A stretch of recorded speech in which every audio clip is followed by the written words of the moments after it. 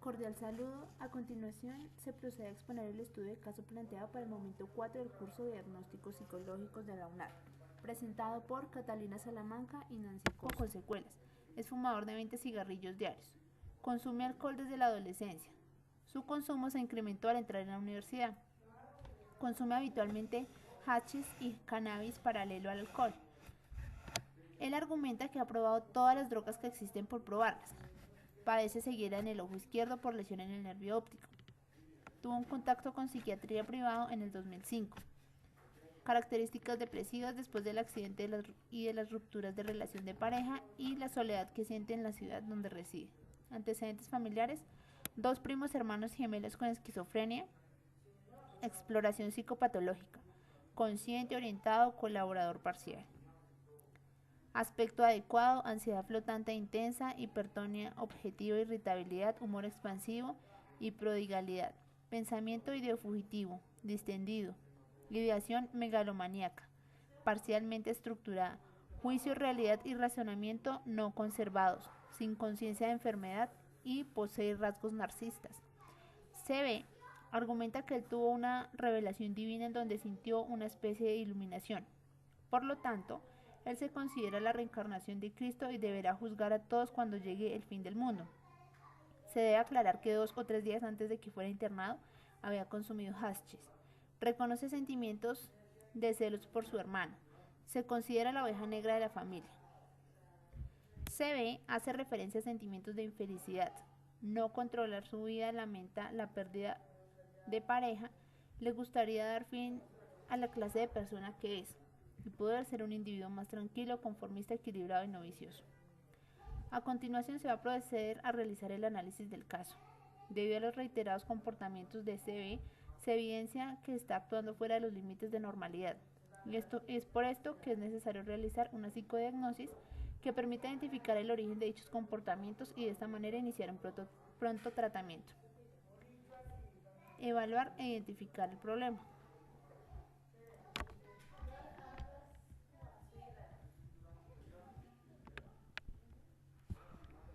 Patrón generalizado de desprecio de los derechos de los demás desde los 15 años de edad.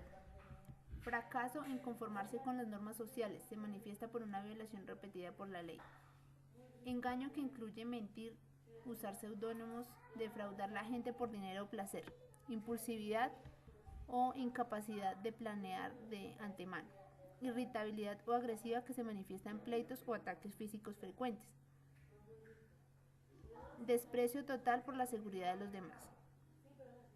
De acuerdo a la anamnesis, siguiendo las características reveladas por la historia, se plantea que el paciente referido en la misma, el problema que se identifica en principio podría tratarse de un trastorno de personalidad antisocial, pues los criterios de diagnóstico están encaminados al comportamiento reflejo del paciente.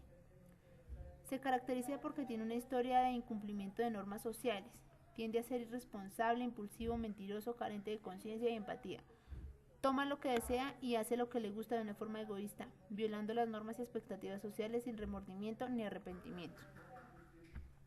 Definición del problema. Los comportamientos específicos del trastorno disocial toman parte de una de estas 4 categorías: agresión a la gente o animales, destrucción de la propiedad, fraude o hurtos y violación grave a las normas. El individuo que padece de trastorno de personalidad antisocial experimenta distonía, incluidas quejas de tensión, incapacidad para tolerar el aburrimiento y estado de ánimo depresivo. Pueden presentar de forma asociada trastornos de ansiedad, trastornos depresivos, trastornos relacionados con sustancias y trastornos de socialización, juego patológico y otros trastornos de control de impulsos. Los sujetos con trastorno de personalidad antisocial también tienen frecuentes rasgos con otros trastornos como trastorno libre, histriónico y narcisista. Al evaluar los rasgos antisociales, el clínico le será útil tener en cuenta el contexto social y económico en el que ocurren estos comportamientos. La personalidad antisocial no puede ser diagnosticada antes de los 18 años y es más frecuente en hombres que en mujeres. Planteamiento de hipótesis frente a las causas del problema. De acuerdo al caso planteado, el paciente puede estar sufriendo un trastorno de personalidad. ya que según la historia que se presenta, el sujeto no tolera seguir las instrucciones ni el cumplimiento de las normas. Se evidencia además que es una persona conflictiva, carece de responsabilidad y no le gusta asumir compromisos. De acuerdo al trastorno referido, se puede evidenciar que además de ser promiscuo, tiene comportamientos narcisistas, lo que lo lleva a tener una personalidad inestable, cambiante de acuerdo al ambiente en el que se encuentra. La historia aporta un insumo importante en el planteamiento de esta hipótesis, ya que informa que el paciente padece ideación megalomaníaca y pensamiento ideofugitivo, lo que hace aún más inestable el comportamiento del paciente, haciendo que sus conductas se alteren con el agravante de que es una persona farmacodependiente y consume alcohol. Presentación de alternativas, solución y decisiones. Para el trastorno antisocial de la personalidad, este patrón permanente de desprecio y violación de los derechos de los demás. Se ha descrito un esquema sistemático de los trastornos de personalidad según Milton, en los cuales este personaje se caracteriza por ser antisocial, narcisista y paranoide, para lo cual se ha propuesto como tratamiento la terapia cognitivo-conductual dialéctica. Según Sherin y Linehan, en 1994 surge más efecto la terapia dialéctica añadida a la terapia de aceptación y compromisos. Mejoran comportamientos problemáticos. Para la metodología, esta se basa experimental y controladamente.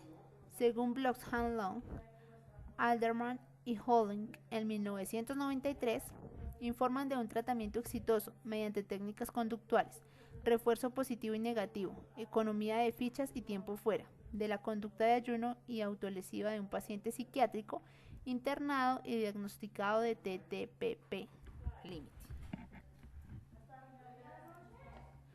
Kush en 1995 publica un caso en donde obtiene mejor resultado al trabajar problemas de autocontrol emocional tratados con reforzamiento. En resumen, para el trastorno antisocial de la personalidad, Davidson y Tyler en 1996 proponen la terapia cognitiva breve con orientación dialéctica, y Dowland en 1998 propone la terapia de comunidad terapéutica.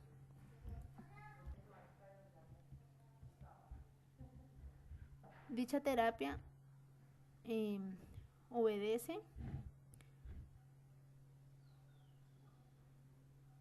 a la teoría cognitivo-conductual, a la cual a su vez intenta o pretende modificar las conductas.